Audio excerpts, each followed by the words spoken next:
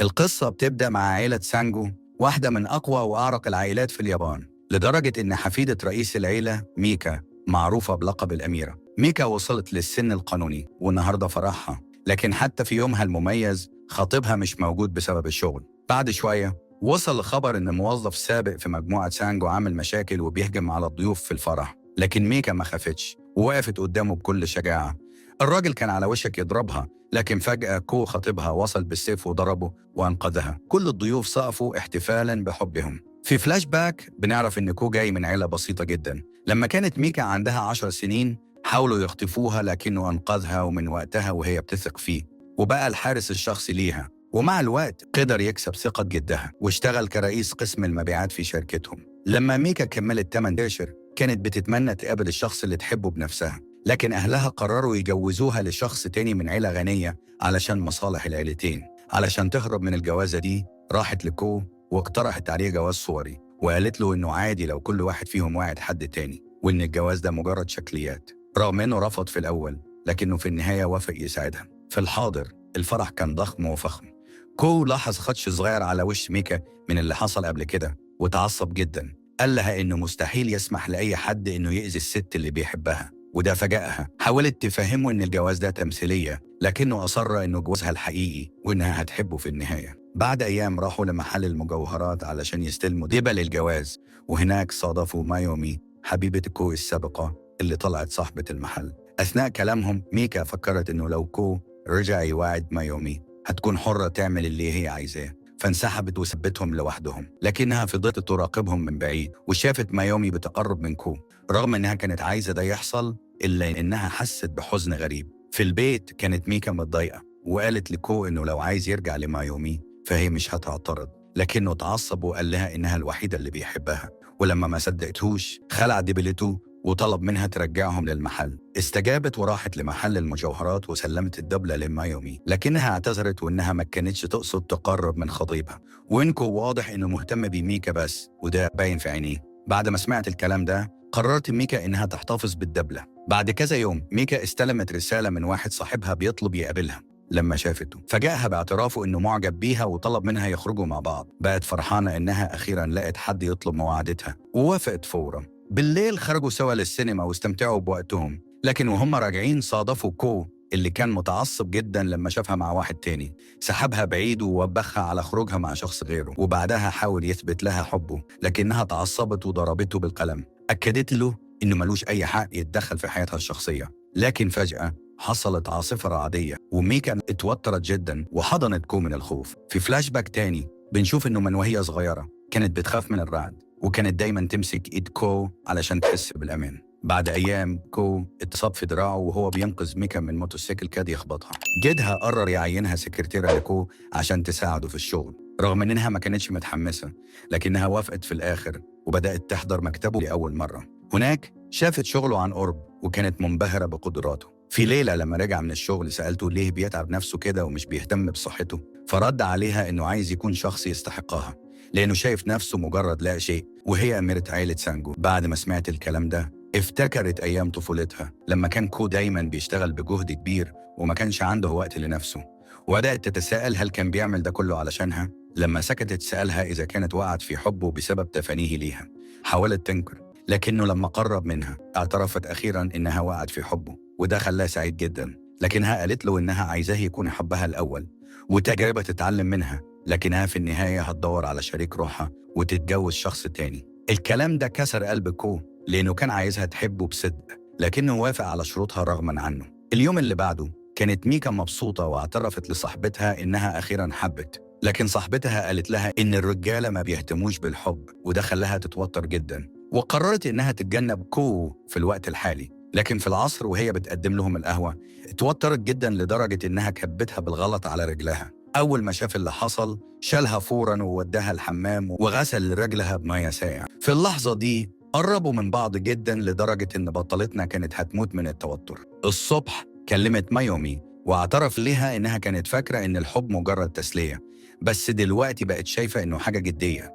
مايومي همست لها بحاجة في ودنها، وفي نفس الليلة ميكا لبست لبس مغري واستنت كو في الأوضة، اللي بيستغرب من تصرفاتها لكنه بيفهم إنها بتحاول تخدعه وما بيوقعش في فخها. تاني يوم ميكا قبضت أول مرتب ليها وقررت تخرج كو في موعد غرامي. قضوا يوم جميل وكانوا في قمة السعادة. في الحديقة راجل اسمه هاروكا كان بيراقبهم من بعيد وأخذ صورة ليهم. بعد كام يوم وهي ماشية في المترو، ميكا قابلت ابن خالها أماني المعروف باسم أمير سانجو. كانوا ما شافوش بعض من وقت ما سافر أماني مع أهله للنمسا. فرحوا جدا بلقائهم، وأماني قال لها إنه جاي أجازة. لما طلب يقضي وقت معاها عزمته على البيت. لما أماني وصل للبيت كان لقاؤه بكو متوتر جدا، وكان واضح إنهم مش طايقين بعض. طلع إن أماني كان معجب بميكا من زمان وزعلان إنها متجوزة حارسها الشخصي، لكنه بسرعة استنتج إن الجواز ده مش حقيقي واقترح عليها تتجوزه هو بدل من كو. طبعا الكلام ده خلى بطلنا غيران جدا. اليوم اللي بعده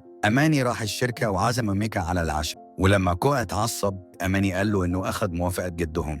بعدين كو وأماني اتكلموا لوحدهم، وأماني بدأ يتفاخر بمكانته العالية وقال لكو إنه مهما اشتغل بجهد هيفضل مجرد موظف عادي، وإنه شايف نفسه الأنسب لميكا وعنده إصرار يكسبها. بعد كده أماني وميكا قضوا اليوم مع بعض، ولما رجعت البيت كو كان مستنيها وسألها لو حصل بينهم حاجة. ردت عليه بلا. تاني يوم كو قابل أماني وقال له إنه صحيح مش عنده فلوس أو مكانة زيه، لكنه الشخص اللي بيحمي ميكا بأي تمن ومستعد يفضل جنبها دايما. بعدها أماني راح لميكا وسألها عن مشاعرها، وقال لها إنه شايف كو مجرد واحد بيستغلها، لكنها اعترفت له إنها بتحب كو بجد وعايزة تكون معاه. بعدها كو ظهر فجأة وحضنها، وأماني حس بحزن شديد فقرر ينسحب ووعد إنه مش هيضايقها تاني. في المشهد اللي بعده كو وميكا زاروا ميتم، المكان اللي عيلة سانجو بتتبرع له كل سنة. هناك كو قال لها إنه هو نفسه يتيم وعاش في المكان ده لما كان صغير. وفجأة هاروكا ظهر وعرف نفسه إنه المدير المسؤول عن الميتم. كو كان واضح إنه مش طايقه وكان بينهم توتر. هاروكا قال لميكا إنه وكو كانوا أصدقاء طفولة وإنهم اتربوا سوا في الملجأ، وبعدين بس إيدها قدام كو اللي ما استحملش وسحبها بعيد وهو محروق من الغيرة. في طريقهم للبيت حذرها كو إنها تبعد عن هاروكا.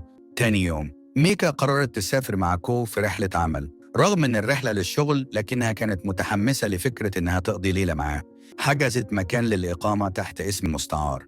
الرحلة عدت بسلام، ولما وصلوا لقوا استقبال فاخر ليهم، وطلع أماني بلغهم بوصول الأميرة، وده ضايقهم جدا. بعد كام يوم ميكا راحت الميتم لوحدها، وهناك قابلت هاروكا تاني. حاولت تتجاهله لكنه جاب لها صور طفولة كو، فدخلت في كلام معاه. كان واضح إنه شخص ذكي وكلامه ساحر وقدر يجذب انتباهها، لكن لما حاول يبوس إيدها تاني كو ظهر فجأة ومنعه، وحذر هاروكا يبعد عنها قبل ما ياخدها ويمشي. اليوم اللي بعده ميكا كانت بتحكي لمايومي عن قد إيه كو بقى بيعاملها بحب واهتمام، وده خلى مايومي تغير لأنها عمرها ما حست بالاهتمام ده وهو معاها. اعترفت إن لما كانت مرتبطة بيه كان دايما خايف على ميكا وبيفضلها عليها، وده كان سبب انفصالهم زمان. في المشهد اللي بعده كو كان بيعمل اختبار لاختيار عارضة أزياء لإعلان جديد، وفجأة ظهر رئيس الشركة وقال إنه لقى الموديل المثالي.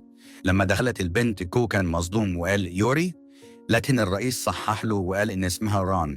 عرفت نفسها وشكرتهم على الفرصة، لكن كو كان باصص ليها بصدمة. بعدها كو وران كانوا في اجتماع شغل وميكا كانت معاهم. فضلت تبص عليهم بشك وحست إن في حاجة مش طبيعية. بعد الاجتماع ران سألت كو لو كانت شبه أختها، وبعدها بنكتشف إنها أخت يوري التوأم، وإنها كانت متبنية لعيلة مختلفة عن أختها. بعد ما سمعت عنه من أختها قررت تتقدم للشغل لما شافت اسمه في الإعلان. بالليل كو اعترف لميكا إنه كان يعرف يوري وإنها كانت في نفس الميتم معاه، بس كانت أكبر منه ب4 سنين. لما سألته إذا كانت يوري حبه الأول تهرب من الإجابة، وده خلى ميكا تتوتر وتحس بالزعل.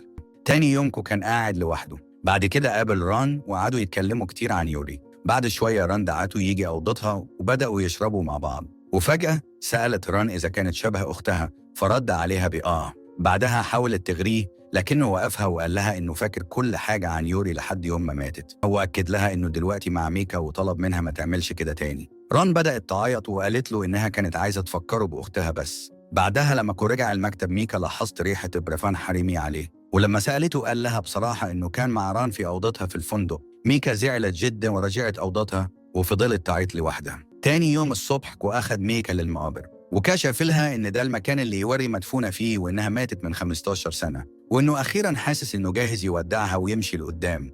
قال لها إن ران دخلت حياته علشان ما تخليهوش ينسى أختها. لما سمعت ميكا الكلام ده اتأثرت جدا وقالت له إن الذكريات مهمة، ونصحته إنه يحتفظ بذكرى يوري، وأكدت له إنها متقبلة كل حاجة عنه حتى ماضيه. في الوقت ده هاروكا كان قاعد في مكتبه بيبص على صور كو وميكا، وقال إنه عايزهم يحبوا بعض علشان يقدروا يجيبوا طفل قريب. في اللحظة دي ران دخلت والصدمة إنهم يعرفوا بعض، وإن كل ده كان جزء من خطتهم عشان ينتقموا، وإن في سبب وراء إغراء ران لكو ومراقبة هاروكا لكو وميكا. بعد كام يوم لما كو رجع البيت من الشغل اتفاجئ بوجود أهل ميكا عشان يحتفلوا بعيد ميلاده. السفرة كانت مليانة أكل والكل كان في مزاج سعيد. بطلنا كان مبسوط باللفتة دي، لكنه بسرعة بدأ يحس بالقلق لما ذكريات طفولته المؤلمة بدأت ترجع لعقله. اليوم اللي بعده كان قاعد لوحده في كافيه، وفجأة هاروكا ظهر وقعد معاه. قال له إنه عامل شغل ممتاز في خداع الأميرة وإن خططهم ماشية تمام.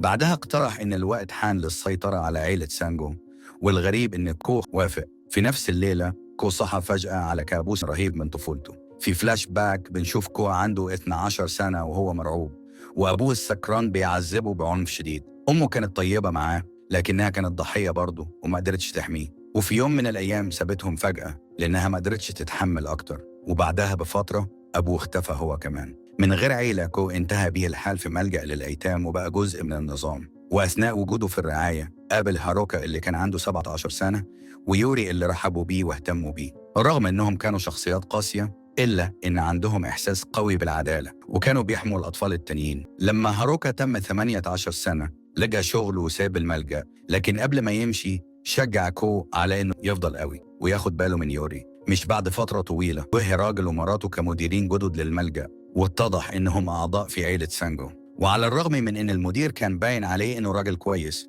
بس بدأ يستغل الأطفال في السر. المدير الحقير ده كان بيتحرش بأطفال الملجأ، وكلاحظ نواياه القذرة دي لما المدير قرب منه. في ليلة دخل أوضة كو وهو نايم وبدأ يلمس وشه. الولد كان حاسس باللي بيحصل لكنه ما كانش عارف يتصرف إزاي. قبل ما الأمور تتطور يوري دخلت الأوضة وهجمته فهرب، ولما لاحظت إنه بيكرر نفس التصرفات قررت تاخد خطوة، فعرضت نفسها عليه مقابل إنه يسيب الأطفال التانيين في حالهم. كنتيجة يوري حملت منه. بعد كده راحت تكلم زوجة المدير، لكنها قالت لها بكل بساطة إنها ما ينفعش تعترض على عيلة سانجو لأنهم أقوياء جدا. بدل ما تساعدها اقترحت عليها إنها تجهض الطفل، لكن الوضع كان بيزداد سوء والمدير كان لسه بيستغل الأطفال. وفي يوم يوري واجهته فوق سطح الملجأ واتهمته بكل اللي عمله. الراجل الحقير ده حاول يبرر نفسه وقال إنه كان بيوفر للأطفال دول أكل وسكن، لكن يوري ما كانتش ناوية تسكت. مع اشتداد النقاش كو وصل، لكنه كان مرعوب ومش قادر يواجه المدير.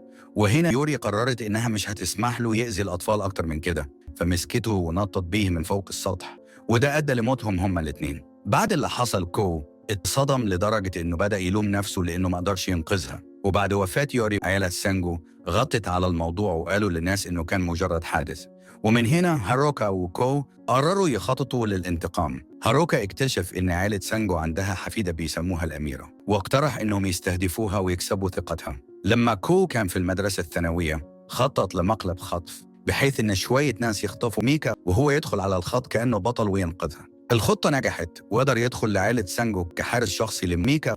خلال الفترة دي لاحظ إزاي كانت متربية بعناية وحب، وبدأ يقارن ده بطفولته اللي كانت مليانة معاناة وألم. وقتها أدرك إن الحياة غير عادلة وإن الأغنياء هم السبب في كل المصايب اللي بتحصل في العالم. فقرر إنه لما يجي الوقت المناسب هيقتل ميكا وياخد انتقامه. في الحاضر كو بيبص لميكا وهي نايمة بهدوء وبيمد إيده على رقبتها عشان يقتلها، لكن ما بيقدرش. عقله مليان بذكرياتهم الحلوة مع بعض، وده خلاه متأثر جدا. لما ميكا صحت شافته بيعيط وهو متضايق، لكنها ما بتسألوش، بس ببساطة قالت له إنها بتحبه. في الليلة اللي بعدها كو وصل له اتصال من هاروكا اللي قال له إن خطتهم الأساسية كانت إن ميكا خلف طفل وبعدها يسيطروا على ثروة عيلة سانجو وبعدين يقتلوها. لكن بما إن الطفل مش جاي قريب اقترح إنه يقتلها فوراً. رغم تردده كو طمنه إنه هينفذ الموضوع قريب، لكن لما رجع البيت ما لقاش ميكا وبدأ يقلق وينادي عليها. بعد شوية ظهرت وقالت له إنها كانت راحت تشتري حاجات،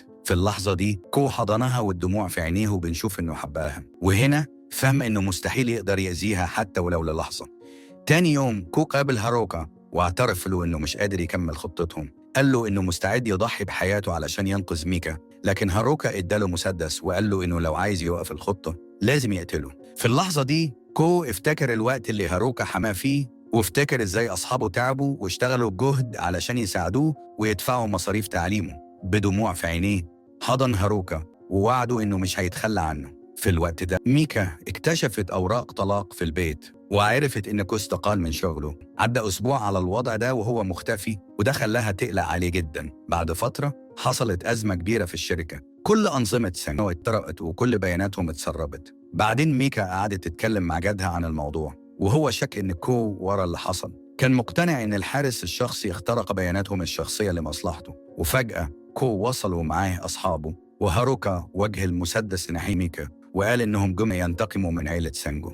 فضل يتكلم عن إزاي العيلة دي استغلت ناس ضعيفة على مدار السنين، وحكى عن اللي حصل في دار الأيتام بما فيهم وفاة يوري. لما الجد سمع الكلام ده قال إنه ما كانش عارف أي حاجة عن اللي حصل في الماضي، وكشف إنه لما كو دخل حياتهم عمل تحريات عنه وعرف إن حد من العيلة ارتكب جرائم فظيعة، لكنه كان عارف إن كو داخل ينتقم، ورغم كده فضل يخليه قريب منه. ومع الوقت لاحظ إن كو بيحب ميكا بجد وشاف إنه شخص يستحق التقدير. الجد ترجى كو وأصحابه إنهم يسامحوه، وطلب منهم إنهم يسيبوا حفيدته في حالها، ولو عايزين ينتقموا يقتلوا هو بدلها.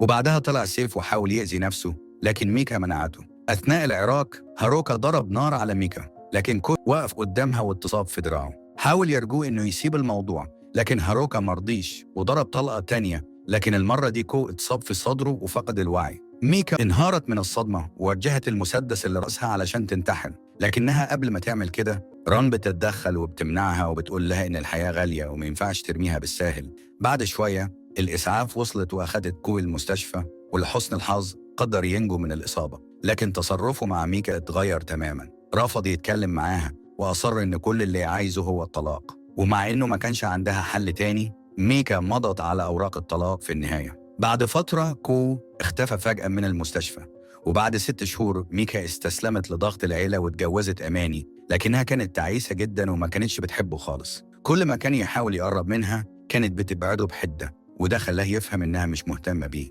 في الآخر بقى صادق معاها وطلب منها يلغوا الجواز. بعد كام يوم ميكا وصلها خبر من مدير دار الأيتام إن كو قاعد هناك. على طول راحت للمكان وعرفت إنه خرج يتمشى على البحر. جريت وراه لحد ما لقته، لكنه كان بيتجاهلها. رغم كده مرضتش تستسلم وفضلت وراه في كل مكان بيروحه.